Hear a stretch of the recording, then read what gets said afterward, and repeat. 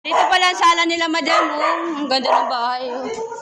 Ganda ng bahay nila, madam. Oh. Yung kanilang mga mayayamang bisita. Oh. Mga VIP yan. Oh. Tingnan mo, mga galing pa yan na Japan. Oh. Ayun, naghanap ng apa. May nag-apa na ano, negro. Dito, para ma-experience mo pag nagla-live si Miss Daisy dito. Ay, ito pala yung kanilang mansion. Oh. Ang ganda. Oh. Ayan, oh. Yan yung mga ano. Dito pala.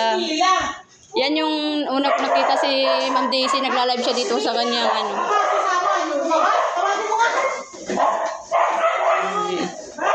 Ang ganda ng bahay. Si Chrissy. Oh, Lanla, pag nagla-live siya. Yan po si Daisy. Pag nagla-live dito kasi tanda namin ng ito. Ito. Yan. Yan ang relo. Tapos yung salamin. Oh, ano na kayo? Ayan o. Ako na lang yan. Sige, ako na lang. Tingnan mo yung silo, no? Wala yung pag may Pahinga. nagpatak. Pupunasan agad niya yan. Sobrang silan. Kayo nakatakot pumunta dito. Hindi kasi nadulas sa Oo.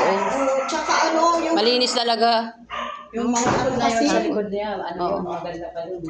Ayan lang tala na. Ang ganda. O, diba? Sa taas nila, 3 kwarto, 4 ba? O, nakapasok din kami. Nakapasok. Harap po, Bigay daw sa inyo, Richard yan. Bye-bye. Dito lang muna kayo mag-ano ha. Oo. Dito lang. Sulitin niyo muna. Bye-bye. Bye-bye. O ano, sige na sa kanya. Opo. At least kita na.